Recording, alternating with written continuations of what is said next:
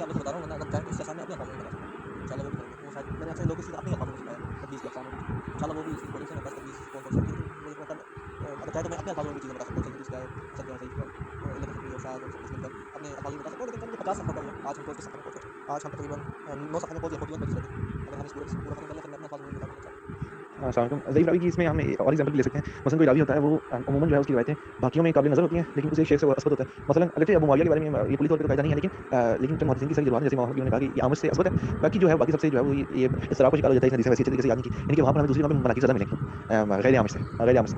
تو یہ بھی اس کی مثال ہے. اور پھر اس کی مثال مجھے ملی تھی اس کی ابن ابی شیبہ کے اس نے سوالات جو کیے تھے علی ابن مدینی سے رحمۃ اللہ علیہ. اس میں یہ تھا کہ علی ابن مدینی راوی کے بارے میں کہتے ہیں کہ یہ جو ہے یہ شیخ ضعیف ہے 2 بار کہا کہ ضعیف ہے. لیکن پھر وہ کہتے ہیں کہ لیکن یہ فلاں جو راوی سے بیان کرتا ہے تو اس سے صالح حدیث حدیث بیان کرتا ہے اور فلاں سے جب حدیث بیان کرتا ہے تو منکر اور فلاں سے جب حدیث بیان کرتا ہے تو منکر حدیث بیان کرتا ہے. تو ایسے بھی تو ہوتا ہے نا یعنی کہ ایک راوی ہوتا ہے اس کی تقسیم ہوتی ہے کہ فلاں شیوخ سے اس کی روایت ضعیف ہے تو یعنی کہ زیادہ شیوخ سے ضعیف ہے تو ہم یہ کہیں گے کہ اس کے اوپر ذوق کا غلبہ ہے لیکن وہ ان مخصوص شیوخ سے جو ہے وہ روایت بیان کرنے میں ضابط ہے. ایسا میں تو آپ کو ابھی بتا سکتا ہوں کہ سنیے دیکھیں صحیح حدیث کے 5 شرائط ہیں. عدالت الرواۃ ضبط الرواۃ اتصال الاسناد عدم الشذوذ اور عدم الغلط کہ روایت میں کہ سارے راوی سب عادل ہوں پہلی شرط. دوسری شرط ہے روایت میں جو راوی سارے ضابط ہوں. ضابط کا مطلب ہے ان کا حافظہ ٹھیک ہو.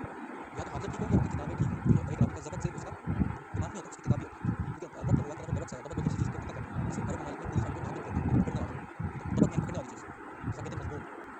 مضبوط آپ کی بات مضبوط ہے. مضبوط ہے یعنی پکی ہے. تو ضبط ہوا راویوں کی پکڑنے والی چیز. راوی کی پکڑنے والی چیز یا تو اس کا دماغ ہے یا اس کی کتاب ہے جو اس میں وہ علم کو پکڑ لے. راوی ثابت جب بھی ہوتا ہے یا تو اس کا حافظہ ٹھیک ہو یا اگر وہ روایت لکھتا ہے تو اس کی کتابوں میں تحریف نہ ہو. تو ہم کہتے ہیں ضبط الرواۃ یعنی یہاں پر راوی سارے ضابط ہیں. ایک تو راوی سارے عادل ہیں سچے ہیں جھوٹ نہیں بولتے. دوسرا راوی سارے ضابط ہیں. تیسرا سند متصل ہو اتصال الاسناد. چوتھا عدم شذوذ روایت میں کوئی شذوذ نہ ہو روایت شاذ نہ ہو. پانچواں عدم الغلط روایت میں علت خفی نہ ہو. یہ بنیادی 5 شرائط ہیں. آپ ان کو یاد کر لیں. صحیح حدیث کی شرط ہے کہ اس میں سارے راوی عادل ہوں. دوسری شرط ہے سارے راوی ضابط ہوں. تیسری شرط ہے سند متصل ہو. چوتھی شرط ہے روایت شاذ نہ ہو. پانچویں شرط ہے روایت معلول نہ ہو. پھر ان کی وضاحتیں کیا ہیں وہ اسی اوپر کرتے ہیں. دیکھیں اس کی وضاحت یہ آتی ہے کہ سارے راوی سب عادل ہیں. اب عادل ہونے کی شرط ہے ایسی کون سی صفات ہیں جو راوی میں ہو کہ ہم کہیں کہ راوی عادل ہے. پہلی شرط ہے کہ مسلمان ہو کافر نہ ہو کیونکہ کافر عادل نہیں ہوتا صرف مسلمان کافر ہوتا ہے. دوسری شرط ہے کہ وہ سچا ہو جھوٹا نہ ہو. جھوٹا راوی عادل نہیں ہو سچا راوی ہوگا. تیسری شرط ہے کہ اس میں کوئی بڑی بدعت نہ ہو یعنی وہ مرجی نہ ہو قدری نہ ہو جبری نہ ہو اس طرح کی اس میں بدعت نہ ہو. اگر یہ 3 شرائط پوری اس میں ہیں تو ہم کہتے ہیں راوی عادل راوی. ٹھیک ہے. اس میں تحریف نہ ہو کوئی بھی نہ ہو اس طرح کی ہوتا ہے. جیسے ہم کو کچھ حدیث میں کتاب میں ملتا ہے کہ فلاں راوی تھا سچا تھا سب تھا اس کے پاس کتابیں تھیں اپنی کتاب میں اعتماد کرتا تھا لیکن اس کی کتابیں محرف تھیں کسی نے ان میں تحریف کر دی. تو یہ راوی پھر ضابط نہ ہوا یہ ضعیف راوی ہوا اگرچہ وہ سچا ہے اور بڑا امام ہے لیکن کیونکہ اس کا حافظہ کمزور تھا تو وہ کتابوں میں حدیث لکھتا تھا اور اس کی کتابوں میں کسی نے تحریف کر دی. وہ راوی ضابط نہ ہوا. ضابط راوی کی یہ شرط ہے یا تو اس کا حافظہ ٹھیک ہو یا اس کی کتابیں ٹھیک ہو ان میں کوئی تحریف نہ ہو. اس طرح حدیث کو مکمل کرتے ہیں. متصل سند کا مطلب ہے کہ سند میں جو راوی ہو مسند سے لے کے نبی تک سب نے ایک دوسرے سے سنا ہو. اور یہ تو سمجھ آتی ہے. لیکن کون سی چیزیں ہیں جو روایت کو غیر متصل کر لیتی ہیں یعنی اس کو اس والے مطلب اس والی چیز کو ناقص کر دیں. وہ یہ ہے کہ راوی اگر سند متصل ہے تو مثال کے طور پہ سند میں تدلیس ہو روایت مدلس ہو. مدلس روایت کا مطلب ہے کہ روایت میں تدلیس ہو. دوسری شرط ہے کہ روایت منقطع ہو ایک راوی کی دوسری راوی سے سوا نہ ہو. تیسرا ہے کہ روایت معضل ہو. معضل کا مطلب ہے کہ 2 یا 2 سے زیادہ راویوں میں فاصلہ ہو. منقطع روایت تو یہ ہے نا کہ ایک بندہ ہے اس نے ایک راوی سے روایت کیا کہ اس کے دور کا ہے اس سے اس کی سما نہیں تھی. ٹھیک ہے. اس نے بیان کر دی تھا اس کا دور میں ہم کہتے ہیں روایت منقطع ہے اس میں انقطاع ہے. ایک ہوتا ہے روایت معضل ہو کہ ایک بندہ اپنے پردادا سے روایت کرے اب اس میں اور اس کے پردادا میں کم سے کم 2 لوگوں کا فاصلہ ہو. تو یہ روایت منقطع نہیں معضل تھنکنگ یعنی آسان الفاظ میں کہوں تو معضل کا مطلب ہے وہ روایت جس میں انقطاع کچھ زیادہ ہے 2 راویوں کا فاصلہ ہے. اچھا یہ بھی ہو گیا یعنی اگر روایت ایک تو متصل ہو اور اگر روایت مدلس ہے تو روایت متصل نہیں ہے. اگر روایت منقطع ہے تو روایت مثال کے طور پہ متصل نہیں ہے. تیسرا اگر روایت میں اعدال ہے روایت معضل ہے تو ہم کہتے ہیں روایت متصل نہیں ہے. چوتھا یہ کہ روایت معلق ہے. معلق کا مطلب ہے کہ سند کے شروع میں سے راوی ہٹا دیے جائیں یعنی میں جیسے بولوں عن ابن عباس عن النبی روایت آئی ابن عباس سے انہوں نے بیان کیا نبی سے. اب یہ روایت کو ہم معلق کہیں گے کیونکہ میں نے شروع سے سند بیان ہی نہیں کی کہ تابعی اس میں کون تھا تبع تابعی کون تھا. تو اس طرح کی روایت کو معلق کہتے ہیں کہ سند کے شروع سے راوی نے ہٹا دیا جائے. بندہ ڈائریکٹ نبی سے بیان کر لے ڈائریکٹ صحابی سے بیان کر لے بیچ سے ساری سند کاٹ دیں تو یہ کیا ہوگی یہ معلق روایت ہوگی اور یہ غیر متصل ہوتی ہے متصل روایت نہیں ہوتی. تو یہ شرط ہے اگر یہ چیزیں روایت میں نہیں ہے تو ہم کہتے ہیں روایت متصل سب ایک دوسرے سے سماع سب کچھ. روایت میں راوی کہے کہ نبی یہاں سے الٹے ہاتھ گیا سب نے کہا دوسرے نے کہا نہیں نبی یہاں سے سیدھے ہاتھ گیا. تو جس نے بولا سیدھے ہاتھ گیا اس کی روایت شاذ ہوگی اس میں جمہور کی مخالفت کر دی. یا اگر میں ایک لائیو مثال دوں ایک حدیث آتی ہے کہ 7 لوگ اور پھر آتے ہیں کہ روایت شاذ نہ ہو اور روایت میں علت خفی نہ ہو. اب یہ بہت بڑا ٹاپک ہے ہم جلدی سے اس کو نہیں بتا سکتے. شاذ کا مطلب ہوتا ہے کہ جمہور کے خلاف کہ روایت میں ایسی چیز ہو جو جمہور کے خلاف ہو. جیسے ایک روایت میں راوی کہے کہ نبی یہاں سے الٹے ہاتھ گیا سب نے یہ کہا دوسرے نے کہا نہیں نبی یہاں سے سیدھے ہاتھ گیا. تو جس نے بولا سیدھے ہاتھ گیا اس کی روایت شاذ ہوگی اس نے جمہور کی مخالفت کر دی. یا اگر میں ایک لائیو مثال دوں ایک حدیث آتی ہے کہ 7 لوگوں کو اللہ کے عرش کا سایہ ملے گا. ٹھیک ہے. ان میں سے ایک وہ تھا جو اپنے سیدھے ہاتھ سے صدقہ کرے اس کے الٹے ہاتھ کو نہ پکڑے. چلو یہ جمہور نے یہ بولا. ایک راوی نے بول دیا کہ جو اپنے الٹے ہاتھ سے صدقہ کرے اور اس کے سیدھے ہاتھ کو نہ پکڑے اس کی روایت شاذ ہے اس نے جمہور کی مخالفت کی ہے. تو ہم کہتے ہیں روایت شاذ ہے یا یہ حصہ شاذ ہے. اور شاذ میں تو اور بھی نشانیاں بس یہ چھوٹی مثال دی کہ سے صدقہ کرے اور اس کے سیدھے ہاتھ کو نہ پکڑے تو اس کی روایت شاذ ہے اس نے جمہور کی مخالفت کی ہے. تو ہم کہتے ہیں روایت شاذ ہے یا یہ حصہ شاذ ہے. اور شاذ میں تو اور بھی نشانیاں بس یہ چھوٹی مثال دی کہ حدیث میں آتا ہے. پھر آتا ہے کہ روایت وہ معلول نہ ہو اس میں کوئی بھی تحریف نہ ہو. اب علت خفی بہت بڑا ٹاپک ہے اس کو اپنے نہیں بتا سکتے لیکن تھوڑا سا بتا دوں تاکہ سمجھ آ جائے کہ معلول روایت وہ ہوتی ہے جس میں کوئی علت خفی ہو اس معنی میں کہ سند ظاہری طور پہ صحیح لگے راوی سارے عادل ہیں سب کا ضابطہ صحیح ہے سند متصل ہو کوئی تدلیس نہیں دکھ رہی اس میں ظاہری طور پہ روایت معلق نہیں ہے سند پوری بیان نہیں ہے روایت معدل نہیں ہے ایسا کوئی غیر نہیں ہے روایت عمومی طور پہ منقطع نہیں دکھ رہی عام طور پہ ہر راوی کا ایک دوسرے سے سنا ہو لیکن اس میں کوئی خفی علت ہے. اس طرح کیا ہے کہ خفی علت اس طرح کہ دکھنے میں تو سب صحیح لگ رہا ہے لیکن جب ہم نے بڑے محدثین کی پرانی محدثین کی کتابیں پڑھی وہاں پر لکھا ہے کہ یہ یہاں پر یہ راوی جو بیان کر رہا ہے شعبہ مثال کے طور پہ حکم سے بیان کر رہا ہے. شعبہ بھی سکہ ہے، حکم بھی سکہ ہے، شعبہ کے حکم سے سنا بھی 7 روایتیں ہیں، لیکن شعبہ نے حکم میں صرف 7 روایتیں سنی اور یہ روایت ان 7 روایتوں میں سنی ہے، جبکہ اس روایت میں چھپی ہوئی بات ہے جو کہ ظاہری طور پر نہیں پتہ چلا تھا، لیکن جب ڈیٹیل میں تحقیق کی تو پتہ چلا اس میں ایسی باتیں نہیں ہیں تو شعبہ کی روایت ہی نہیں ہے، جبکہ شعبہ نے کسی اور سے سنی ہوگی مثال کے طور پر اس طرح کہتے ہیں کہ روایت امام یوسف کی نہیں ہے۔ تو فی الحال تم یہ چیزیں دیکھ لو کہ یہ 5 شرطیں صحیح حدیث کی، اب اگر ہو سکے تو تم لکھ کے یا ریکارڈنگ کر کے اس کے بارے میں بتاؤ کہ تمہیں سمجھ آئی نہیں۔ اچھا سامع الله وبركاته. تو یہاں نے لکھا ہوا ہے والحدیث الصحیح صنفت فيه كتب ومصنفات اجلها واشهرها کہ صحیح حدیث میں کئی کتابیں تصنیف کی گئی ہیں اور ان مصنفات میں جو سب سے جلی اور سب سے مشہور ہیں موطا امام مالک موطا فان المتصل فيه كله صحيح. یہ ابو علی الحسنی کا نزدیک امام مالک موطا مالک میں جو متصل حدیث ہیں ساری صحیح ہیں. وصحیح بخاری اور امام بخاری کی صحیح متصل سے مطلب ہے مرسل کے بغیر اور آئی تھنک موقوف کے علاوہ بھی آئی تھنک کہہ رہے ہیں تو متصل سے کہہ رہے ہیں کہ جو حدیث متصل ہے بغیر مرسل کے وہ ساری صحیح ہیں موطا مالک میں. وصحیح بخاری اور امام بخاری کی صحیح وصحیح مسلم وصحیح ابن خزیمہ وصحیح ابن حبان وهذان الاخيران متسهلان جدا. وہی جو آخر میں جو دو تھے یعنی ابن حبان اور ابن خزیمہ یہ بہت متسہل ہیں. متسہل یعنی آسانی کرتے ہیں اور حدیث کو تصحیح کرنے میں سخت اصول نہیں رکھتے.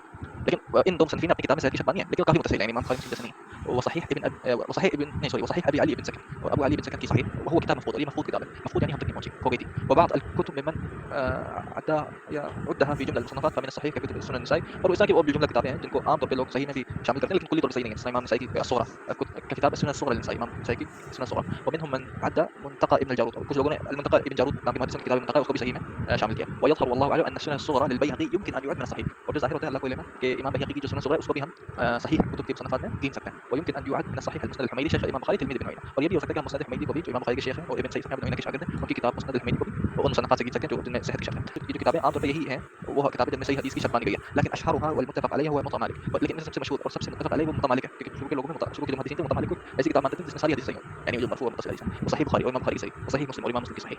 ونقول متفق عليه عند اهل العلم بل موطا مالك اعظم واجل عن الائمه الحفاظ. اور ہم کہتے ہیں کہ یہ متفق علیہ معاملہ اہل علم کے نزدیک بلکہ موطا مالک جو ہے نا وہ زیادہ عظیم تھی اور زیادہ جلالت والی تھی ائمہ حفاظ کے نزدیک. ائمہ حفاظ ہیں جو شروع کے متقدمین محدثین تھے وہ موطا مالک بہت اہمیت دیتے ہیں. هذا وينبغي ان نقول بانه لابد من الاعتناء بالحديث الصحيح وتتبعه وحفظه وضبطه والعمل به لان هذا هي الغايه من علم الحديث. اور یہ کہنا لازمی ہے کہ یہ لازمی ہے کہ ہم اعتناء کریں خیال رکھیں صحیح حدیث پر اس پہ عمل کریں اس کی تتبع کریں اس کو یاد کریں اور اس کو مضبوطی سے پکڑ لیں اور اس پہ عمل کریں کیونکہ یہی لان هذا هي الغايه من علم العلم. اور یہ اصل یہی مقصود ہے اصل یہی ہمارا مراد علم الحديث سوري علم الحديث ہے یعنی جو صحیح حدیث ہے. تو یہاں تک یہ کرتے ہیں متواتر کا توصیف کرتے ہیں. التواتر کی اور متواتر کی بات آ رہی ہے. التواتر اس کو کہتے ہیں هو ان يشتهر الحديث ويستفيد. الحديث مشهور غير وكل جاي كسرت سے كقول البخاري وتواترت الاخبار عن النبي ان القران كلام الله. اس طرح امام بخاری نے کہا کہ اخبار متواتر ہو گئی کسرت سے ہیں نبی کی طرف سے کہ قرآن جو اللہ کا کلام ہے. وقال المروزي وامر يعني الله تبارك وتعالى باتباع سبيله في كتابه وسنه نبيه بذلك جاءت الاخبار المتواتره عن رسول الله. اور المروزي کا جو قول ہے کہ اور حکم دیا یعنی اللہ نے حکم دیا اتباع کرنے کا ان کا راستہ یعنی اللہ کا راستہ في كتابه اس کی کتاب قرآن میں اور سنت نبی اور نبی سنت میں بذلك جاءت الاخبار المتواتره. اس معاملے میں اخبار متواتره آئی ہیں یعنی کثرت سے اخبار آئی ہیں روایات آئی ہیں عن رسول الله النبي صلى الله عليه وسلم. وقول ابن خزيمه وتواتر الاخبار عن النبي هريره ان النبي سجد سجدة السهو يوم ذي اليدين. جیسے ابن خزیمہ نے بولا کہ اخبار کا تواتر ہے ابو ہریرہ سے کہ نبی صلی اللہ علیہ وسلم سجدہ سہو کیا تھا یا سجدہ سہو کیا تھا یوم ذی الیدین. یہ مثال دے رہے ہیں. تو کہتے ہیں تنبیہ تنبیہ یعنی انگلش میں کیا بولتے ہیں تنبیہ کو یا مطلب اردو میں تنبیہ کہتے ہیں. تنبیہ یعنی ریمائنڈر یا سنا ایک پوائنٹ ٹو بی نوٹڈ. کہتے ہیں لا يوجد لفظ الاحاد عند ائمه الهدى من اهل الحديث المتقدمين. جو لفظ احاد ہے نا اخبار احاد یہ لفظ ائمه هدى یعنی هدى والے ائمه جو تھے اہل حدیث میں سے متقدمین جو محدثین تھے اس کا وجود ہی نہیں تھا اس جملے کا. وانما هو مصطلح خبيث بلکہ ایک بہت خبیث ٹرم ہے بری ٹرم ہے. احدثه اهل البدع اهل البدع نے کریٹ کیا. غایتهم منه رد احاديث صفات الله تبارك وتعالى. اس ٹرم کا بنانے کا مقصد یہ تھا کہ ان احادیث کو رد کرنا اس میں اللہ کی صفات آئی ہیں وما لا يوافق اهواءهم اور اس طرح کی حدیث کو انکار کرنا جو ان کے نفس کے مطابق نہ ہو. تو ان کی ٹرم بنائی اخبار احادیث احاد.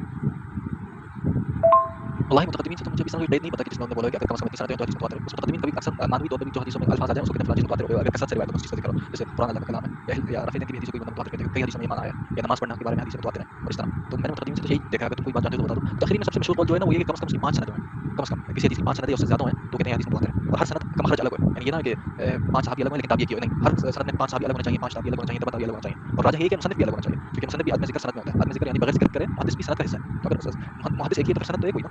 تو ہر کتاب الگ ہوئی. دوسرا کم از کم اگر 5 یا 5 سے زیادہ ہو تو کہتے ہیں متفقین کے نزدیک یہ حدیث متواتر ہے.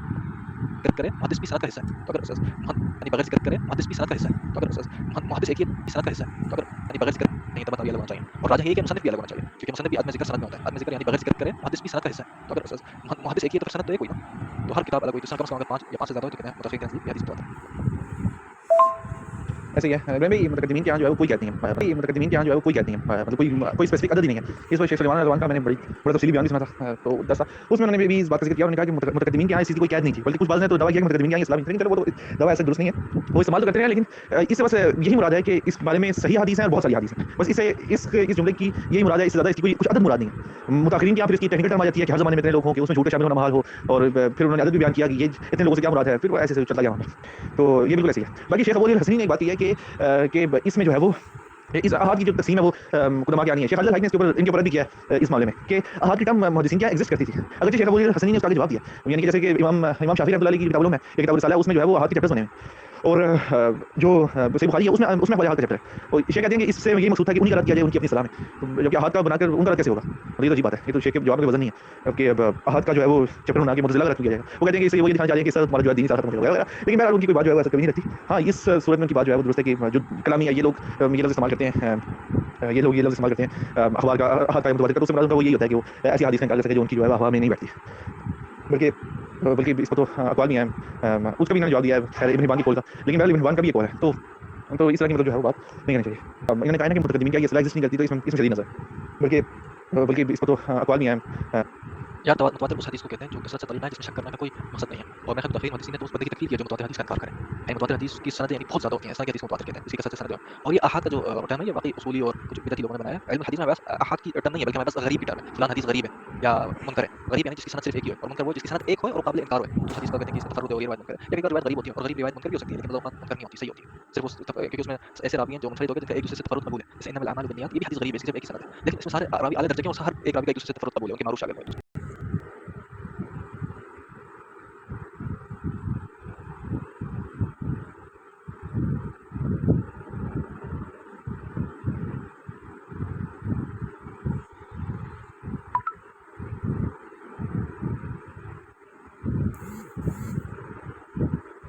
خبر احاد اور یہ خبر واحد نہیں استعمال کرتے. یعنی کہ مطلب نظر ہے ان کے اس قول میں, ان کے اس قول میں جو ہے وہ نظر ہے کہ احاد اور متواتر احاد کی مذہب تقسیم جو ہے وہ متقدمین کی ایگزسٹ نہیں کرتی, یہ شیخ کی بات نظر ہے. پھر آتا ہے الحدیث المعروف. حدیث المعروف هو الحديث الصحيح المشهور المنتشر. وہ حدیث معروف اس حدیث کو کہتے ہیں جو صحیح ہوئے اور مشہور ہوئے اور منتشر ہوئے, پھیل ہوئے. کہ حدیث انما الاعمال بالنیات وانما لكل امرئ ما نوى. یہاں پتہ مطلب مختلف ہے کہ انما الاعمال بالنیات والی حدیث اخرجه التسعه الا مالك. اس حدیث کی تخریج تسعه نے کی سوائے مالک. تسعه سے مطلب ہے کتب سته, اور کتب سته کے ساتھ 3 کتابیں اور ہیں آئی تھنک ان میں سنن دارمی اور اس طرح کچھ ہے, اور سوائے مالک. مطلب مالک میں حدیث نہیں, مطلب مالک کے علاوہ یہ مشہور اہل سنت کی 9 کتابوں میں ہے انکلوڈنگ کتب سته. اچھا اس کے بعد وہ حدیث لعن الله اليهود والنصارى اتخذوا قبور انبيائهم وصالحيهم مسجدا. اللہ کی لعنت ہو یہود نصارى نے, انہوں نے اپنے نبی اور اپنے نیک لوگوں کی قبروں کو مسجد بنا لی. اس کی تخریج امام احمد مسلم کی اور بخاری مسلم ہے. اور جو دوسری حدیث ہے من كان يؤمن بالله واليوم الاخر فليقل خيرا او ليصمت. جو اللہ اور آخری دن میں ایمان لاتا ہے وہ یا اچھائی بات کرے یا چپ ہو جائے. اس روایت کو امام احمد مسلم اور بخاری مسلم دونوں نے نکالا ہے. اور پھر ایک فائدہ دیتے ہیں کہ قد يكون الحديث مشهور ولكن بالضعف, الا ان هذا لا يكون مشهورا الا عند ائمه الحديث الحفاظ. یہ بھی ہو سکتا ہے کہ کوئی حدیث مشہور ہو لیکن اس میں ضعف ہو, لیکن یہ معاملہ نہیں ہوتا سوائے مشہور سوائے ائمہ حفاظ کے نزدیک. یعنی عوام میں وہ مشہور نہیں ہوتی, لیکن ائمہ حفاظ جانتے ہیں کہ فلان حدیث مشہور ہے لیکن اس میں ضعف ہے. لیکن اکثر یہ ہوتا ہے کہ مشہور حدیث صحیح بھی ہوتی ہے, لیکن بعض اوقات مشہور حدیث میں ضعف بھی ہو سکتا ہے. تو یہاں تک اس کو کرتے ہیں, آگے باقی کرتے ہیں. اچھا ایک اور فائدہ دے دوں, کتب تسعہ ہے وہ یہ ایک والی کتاب ہے. تسعہ 9 کو کہتے ہیں. پہلی بخاری, دوسری مسلم, تیسری ابو داؤد, چوتھی دارمی, پانچویں ترمذی, چھٹی نسائی اور ساتویں ابن ماجہ اور آٹھویں احمد, امام احمد مسند اور نویں مطلع مالک. تو کہتے ہیں وہ جو سب سے پہلی حدیث ہے انما الاعمال بالنیات, وہ کتب تسعہ سب میں سوائے مطلع مالک میں, یعنی ٹوٹل 8 کتابوں میں صرف مطلع مالک میں. باقی کتب سته میں ہے بخاری مسلم ترمذی نسائی ابو داؤد ابن ماجہ, اور ان کے علاوہ دارمی میں بھی ہے, سنن دارمی میں, اور اس کے علاوہ اس میں بھی ہے مسند احمد.